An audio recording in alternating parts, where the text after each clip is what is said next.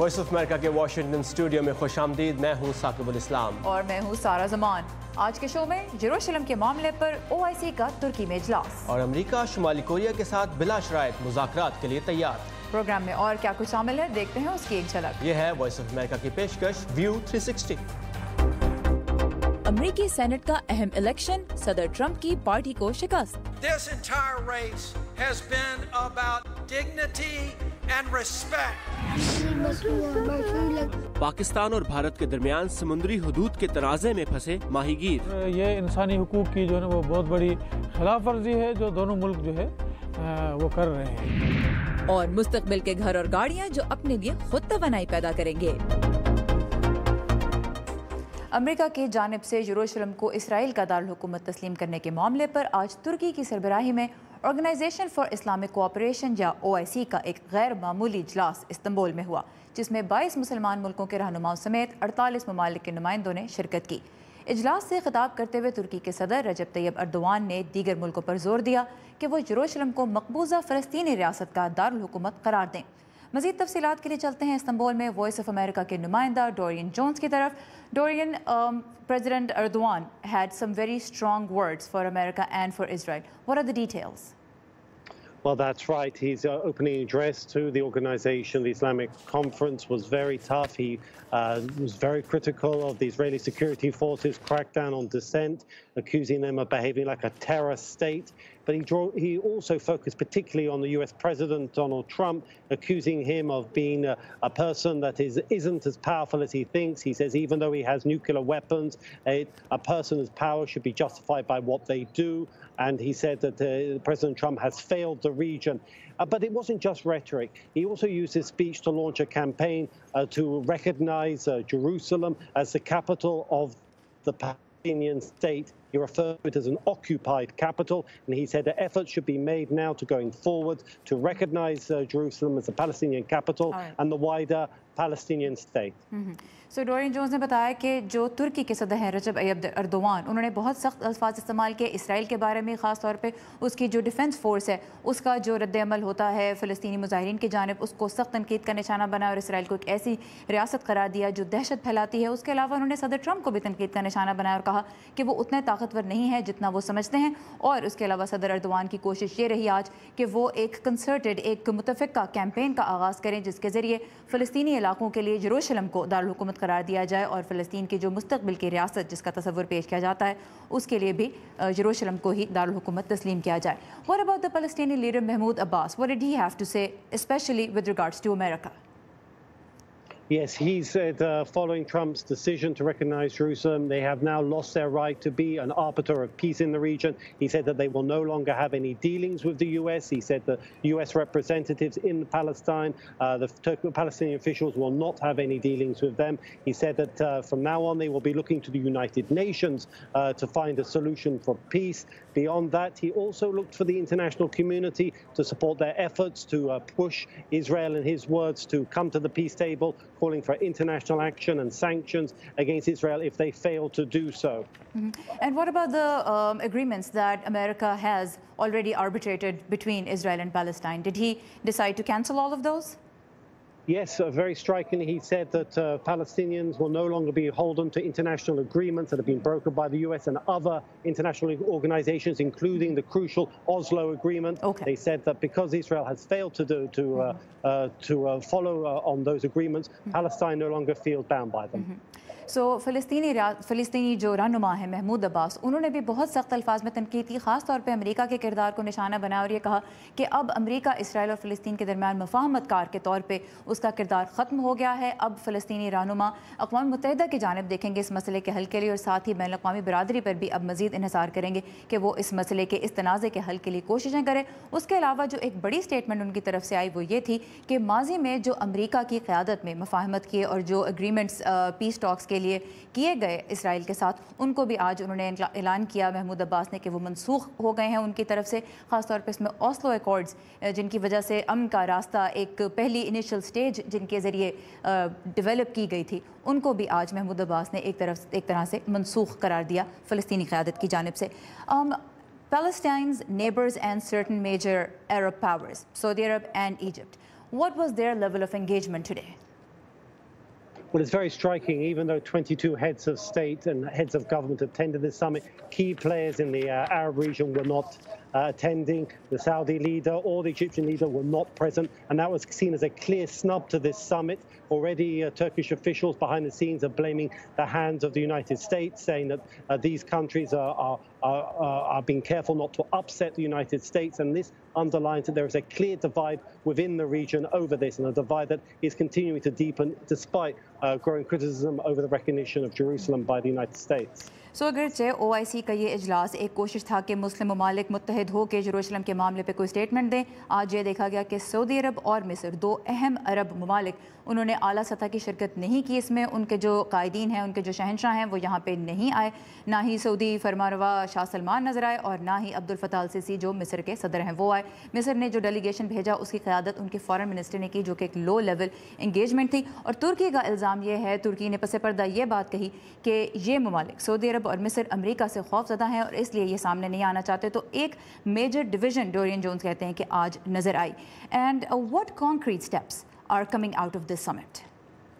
I think that going forward there will be this push now to recognise the Palestinian state and Jerusalem as their capital. Up until now, it has been the international community has been saying that this will be counterproductive to peace process. It should be the result of the peace process.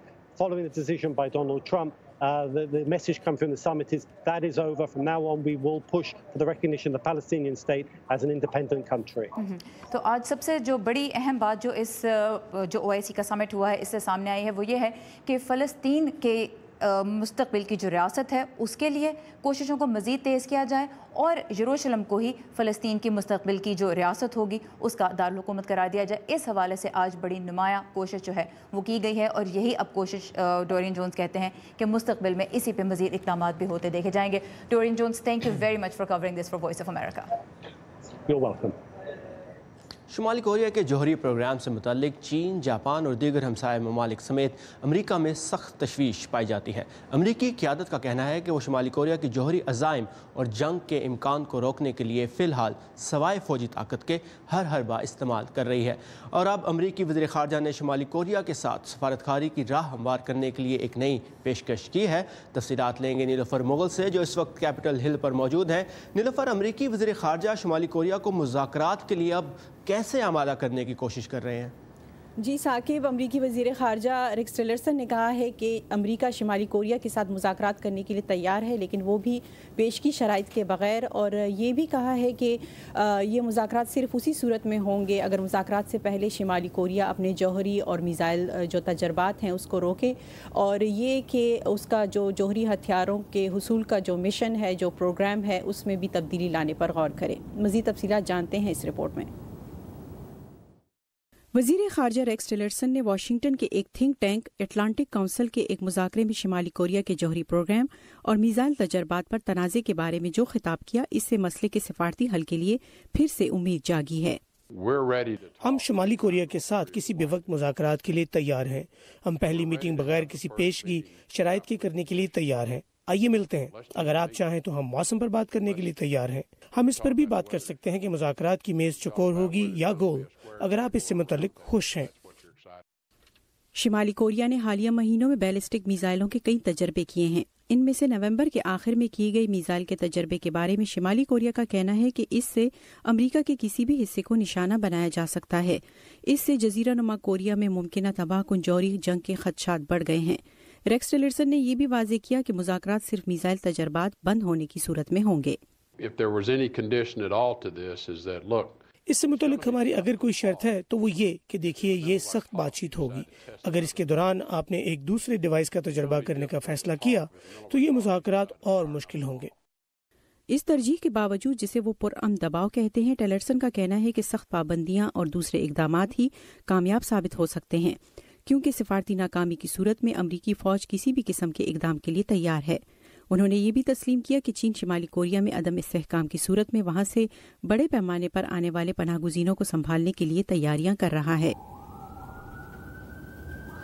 اور امریکی وزیر خارجہ racks Tillerson نے یہ بھی کہا ہے کہ چین جو ہے وہ شمالی کوریا پر دباؤ بڑھانے کے لیے اسے تیل کی جو سپلائی ہے وہ بند کر دے تاکہ وہ مذاکرات کی میز پر آئے، کیونکہ ماضی میں بھی ایسا ہو چکا ہے۔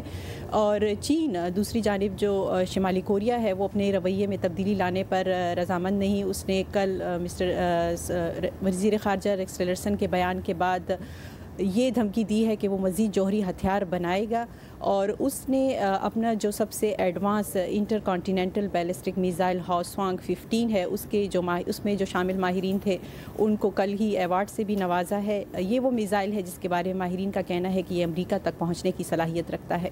جی ثاقب۔ نیلوفر تھینک یو، اور آپ لگ رہا ہے بہت سردی ہے، so keep it warm out there and thank you for the updates. Thank you.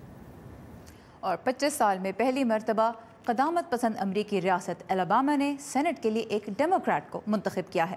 اس انتہائی اہم الیکشن میں ڈیموکریٹک امیدوار ڈگ جونز کی جیت کو صدر ڈونلڈ ٹرمپ پر کڑی تنقید کے طور پر دیکھا جا رہا ہے۔ اب امریکی سینٹ میں صدر کی جماعت ریپبلکن پارٹی کو ڈیموکریٹس پر صرف ایک نشست کی اکثریت حاصل رہ گئی ہے، جس سے ان کے سیاسی ایجنڈا کو سخت دھچکا لگ سکتا ہے۔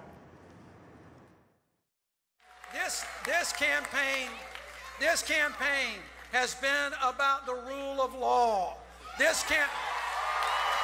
ہماری مہم قانون کی بالادستی کے بارے میں تھی، تہذیب اور شرافت، اور یہ یقینی بنانے کے بارے میں کہ ریاست کے ہر شہری کو یکساں مواقع ملیں۔ انتخابی مہم کے دوران ریپبلکن امیدوار روائے مور پر متعدد خواتین نے جنسی طور پر ہراساں کیے جانے کے الزامات عائد کیے، لیکن اس کے باوجود صدر ٹرمپ ان کی پرزور حمایت کرتے رہے۔ دوسری جانب اب خود صدر ٹرمپ کے خلاف غیر اخلاقی جنسی رویوں کے الزامات کی تحقیقات پر کانگریس میں زور دیا جا رہا ہے۔ گزشتہ صدارتی مہم کے آغاز سے اب تک کم از کم 17 خواتین ڈونلڈ ٹرمپ پر غیر مناسب رویے کا الزام سامنے لا چکی ہیں۔ اور سعودی عرب کے ایک اعلیٰ عہدیدار نے کہا ہے کہ ان کا ملک اپنی مسلح افواج کی تربیت کے لیے پاکستان سے تعاون چاہتا ہے۔ تفصیلات جاننے کے لیے آئیے ہماری ویب سائٹ urduvoa.com پر، جہاں دنیا بھر سے تازہ ترین خبروں کا سلسلہ ہمیشہ جاری رہتا ہے۔ اور پاکستان اور بھارت کی جیلوں میں قید ماہی گیروں کے خاندان کس کرب سے گزر رہے ہیں، یہ آپ جان سکیں گے انہی کی زبانی آج کے شو میں۔ اور ٹیکنالوجی کی دنیا سے توانائی میں خود کفیل گھر اور گاڑیاں بھی آج کو دکھائیں گے آپ کو، لیکن سب سے پہلے دیکھتے ہیں ورلڈ ویو، جس میں شامل ہوتی ہیں اہم بین الاقوامی خبریں۔ یمن کے دارالحکومت صنعاء میں ملٹری پولیس کیمپ پر سعودی عرب کی سربراہی میں اتحادی افواج کے فضائی حملے میں 39 افراد ہلاک ہو گئے ہیں۔ دوسری جانب یو ایس ایڈ ایجنسی کا کہنا ہے کہ سعودی عرب اور اتحادیوں کی جانب سے یمن کے تجارتی راستوں کی رکاوٹ میں ابھی تک کوئی نرمی نہیں کی گئی۔ فلپائن کی پارلیمنٹ نے دہشت گردی سے متاثرہ منڈاناؤ علاقے میں مارشل لاء میں توسیع کے لیے صدر روڈریگو ڈیوٹرٹے کی سفارش کی منظوری دے دی ہے۔ علاقے میں انتہا پسندوں کے خلاف آپریشن کے لیے نافذ کی جانے والی ایمرجنسی آئندہ سال دسمبر تک قائم رہے گی۔ امریکہ کے وفاقی استغاثہ کے مطابق نیو یارک سب وے اسٹیشن پر بم دھماکہ کرنے کی کوشش کرنے والے بنگلہ دیشی شہری پر دہشت گردی کی فرد جرم عائد کر دی گئی ہے۔ بنگلہ دیش میں ازداد دہشت گردی کے حکام کا کہنا ہے کہ ملزم عقائد اللہ کے کسی انتہا پسند تنظیم سے تعلق کے شواہد نہیں ملے۔ امریکی ملٹری حکام کا کہنا ہے کہ امریکہ کی سربراہی میں اتحادی افواج نے افغانستان میں منشیات تیار کرنے والی 25 غیر قانونی لیبارٹریوں کو تباہ کر دیا ہے۔ طالبان کی آمدنی کے ذرائع کو محدود کرنے کے لیے چلائی جانے والی فضائی حملوں کی مہم کے پہلے 3 ہفتوں کے دوران اب تک $80 ملین کی منشیات کو تباہ کیا گیا ہے۔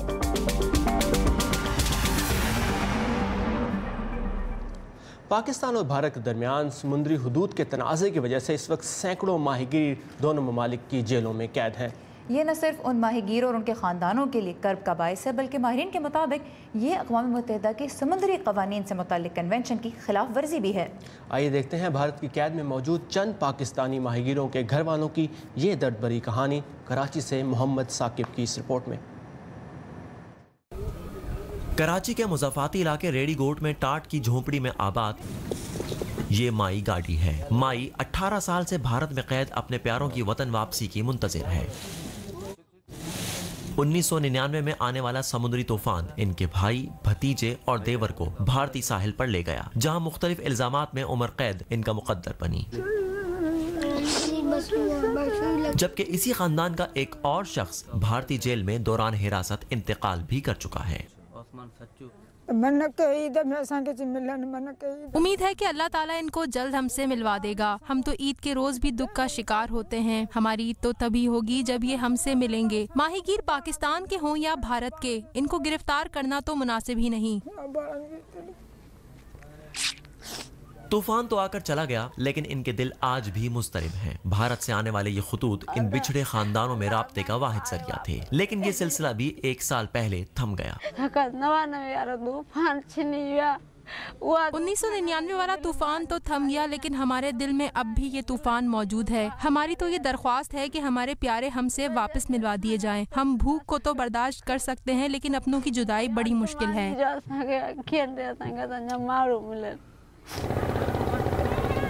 पाकिस्तान और भारत के दरमियान सरक्रीक तनाज़ा हल न होने के बाइस सरहद के दोनों जानिब आबाद सैकड़ों माहीगीर हर साल समुद्री हुदूद की खिलाफ वर्जी के इल्जाम में गिरफ्तार होते हैं। इनकी रिहाई एक तवील और सुस्त अमल से गुजर कर होती है।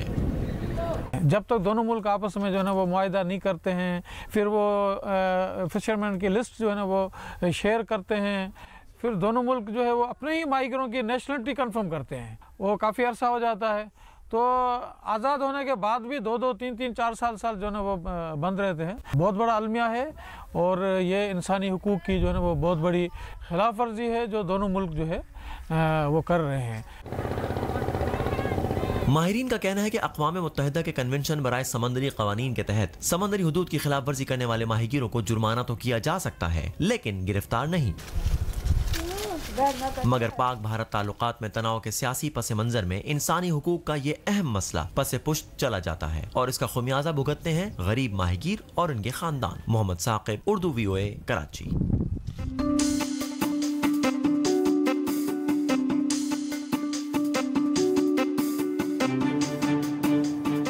तो सारा, अगर घर की दीवारें बिजली पैदा करने लगे और आपकी गाड़ी खुद ही अपनी बैटरी को चार्ज करने लगे तो बड़ा ज़बरदस्त होगा। लोड शेडिंग से भी छुटकारा हो जाएगा और फिर पेट्रोल पंप पे लंबी लंबी लाइनें भी नहीं लगेंगी। बिल्कुल, तो खुश हो जाएं क्योंकि मुस्तकबिल की गाड़ियों में और घरों में ऐसी टेक्नोलॉजी आ रही है। तो देखते हैं इस हफ्ते का टेक्नोलॉजी सेगमेंट। बिजली की लोड शेडिंग बहुत से मुल्कों में अब भी एक बड़ा मसला है, लेकिन अगर आपके घर की दीवारें ही आपके लिए बिजली बनाने लगें तो बरतानिया की कंपनी बिल्ड सोलर एक ऐसी टेक्नोलॉजी पर काम कर रही है जिसकी मदद से इमारतों पर पड़ने वाली सूरज की रोशनी को तवानाई में बदला जा सकेगा, और वो भी सोलर पैनल्स के बगैर। बिल्डिंग इंटीग्रेटेड फोटोवोल्टाइक्स कहलाने वाली इस टेक्नोलॉजी में इमारतों की दीवारों को ग्लास ब्लॉक्स से बनाया जाएगा। हर ब्लॉक में सूरज की रोशनी को बिजली में बदलने वाले 13 सोलर सेल्स लगे होंगे, जिससे न सिर्फ इमारत को बिजली फराहम हो सकेगी बल्कि वहाँ इलेक्ट्रिक गाड़ियों को चार्ज भी किया जा सकेगा और इस बिजली को स्टोर भी किया जा सकेगा। हमने ये किया है कि छोटे साइज के सोलर सेल्स को इन शीशे की सिलों में लगाया है और फिर ऐसे अदसे लगाए हैं जो सूरज की रोशनी को इन सोलर सेल्स पर पूरा दिन फोकस करते हैं। ऐसा करने से हम इन सोलर सेल्स से बिजली पैदा करते हैं। Build solar company in glass blocks को अगले साल तक मार्केट में लाने के लिए पुरुम्मीद है और खुद से तवानाई पैदा करती इमारतों के साथ साथ अब मुस्तकबिल की गाड़ियां भी कुछ ऐसी ही खुसूसियात की हामिल होंगी। इटली की कार कंपनी लैम्बोर्गिनी ने थर्ड मिलेनियम के नाम से एक नई लैम्बोर्गिनी कार मुतारिफ करवाई है।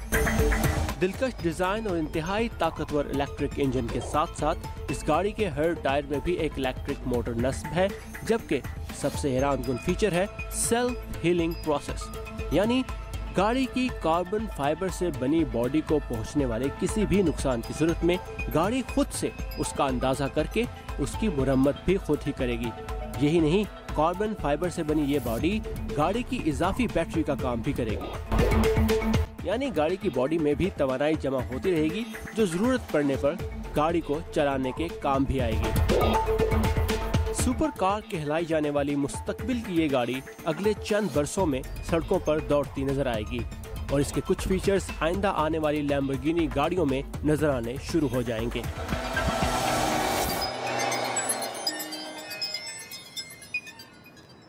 वैसे महंगे पेट्रोल और बिजली से चाहे जान छूट जाए, बट इन चीज़ों की प्राइस कितनी होगी मुझे तो लगता है इसके लिए भी बहुत सारे पैसों की ज़रूरत होगी।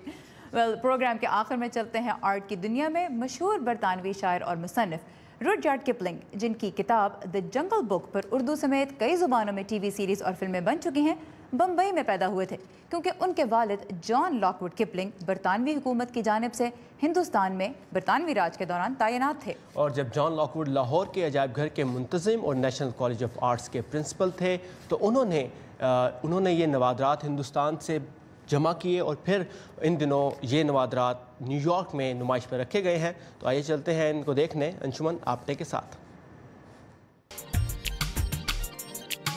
चाहे लाहौर की वजीर खान मस्जिद की पेंटिंग हो या मुंबई यूनिवर्सिटी के कॉन्वोकेशन हॉल की पुरानी तस्वीर, न्यूयॉर्क के बार्ड एजुकेशन सेंटर में लगी इस एग्जीबिशन के तमाम पेंटिंग्स और आर्टिफैक्ट्स 19वीं सदी के ब्रिटिश आर्टिस्ट और उस्ताद जॉन लॉकवुड किपलिंग की कलेक्शन का हिस्सा थे। जॉन लॉकवुड किपलिंग लाहौर के नेशनल स्कूल ऑफ आर्ट्स के पहले प्रिंसिपल और लाहौर म्यूजियम के पहले सरपरस्त थे। उन्हें जनूबी एशिया में फन की तालीम के बानियों में से एक समझा जाता है। किपलिंग जो थे वो पहले बॉम्बे में जेजर स्कूल ऑफ आर्ट में काम करते थे, वहाँ पे उन्होंने बहुत अरसा पढ़ाया और फिर वो यहाँ पे प्रिंसिपल बन गए लाहौर में। तो यकीनन जो चीज़ें वहाँ पर अब हम देखते हैं कि जो उन्होंने यूज़ किए आर्ट एजुकेशन के टूल्स, वो तकरीबन उनको ही लेकर वो यहाँ पर भी आ गए। किपलिंग तकरीबन 25 साल भारत में रहे। आर्ट की तालीम में अपना हिस्सा डालने के साथ ही उन्होंने मकामी पेंटर्स और कारीगरों के बनाए बेशुमार फनी नमूने भी इकट्ठा किए। इन नमूनों को लाहौर, मुंबई और लंदन के म्यूजियम्स में महफूज किया गया। इनमें से तकरीबन 300 फनपारे इस नुमाइश में रखे गए हैं। ये उस वक्त के हिंदुस्तान और आज के पाकिस्तान में उस दौर में मौजूद हुनर के आला मयार की अक्कास है। फन और तख्लीक का मयार जो उस वक्त एक गैर मामूली ऊंची सतह पर मौजूद था। जहां एक तरफ ये नुमाइश साउथ एशियन आर्ट की मिसाल पेश करती है, वहीं पाकिस्तान और भारत के मुश्तरका माजी की याद भी तरोताज़ा करती है। हमारा माजी को जानना जरूरी है। इसे जाने बगैर आज की तारीख में भारतीय या पाकिस्तानी होने के सही मानी हम नहीं समझ पाएंगे। ये क्या वजह है कि हम लोग जो हैं वो एक दूसरे के बारे में जानने के लिए हमें न्यूयॉर्क आना पड़े या लंदन जाना पड़े। तो मैं समझता हूँ कि ये मेरी तो ख्वाहिश है कि ये नुमाइश जो है ये मज़ीद ट्रैवल करे। ये अगर बरतानिया से लंदन से ये न्यूयॉर्क पहुँची है तो इसको न्यूयॉर्क से फिर आगे लाहौर भी जाना चाहिए और लाहौर से फिर बम्बई भी जाना चाहिए। और इस तरह से ये नुमाइश जैसे जैसे आगे जाएगी उस तरह से लोगों के आपस में राब्ते बढ़ेंगे, वो आपस में जुड़ेंगे।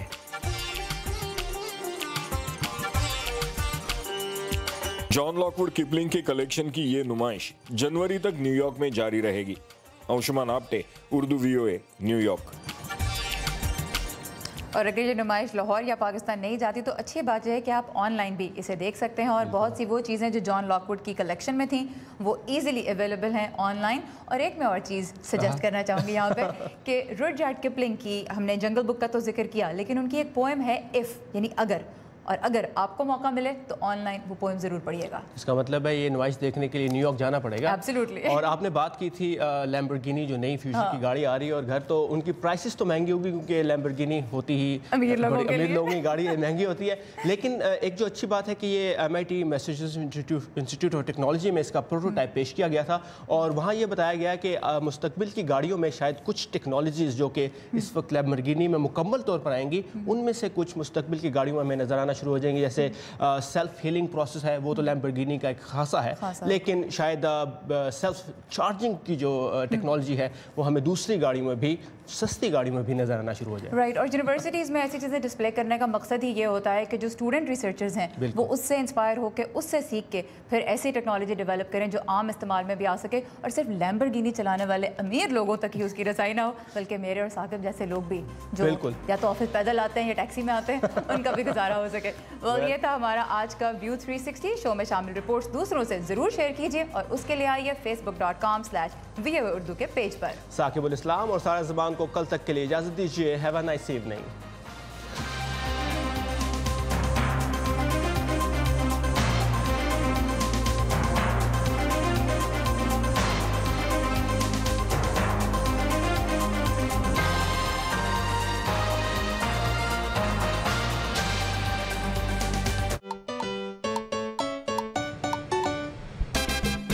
San Juan, Puerto Rico was the first stop for National Parks traveler Micah Meyer on his recent journey through the Caribbean.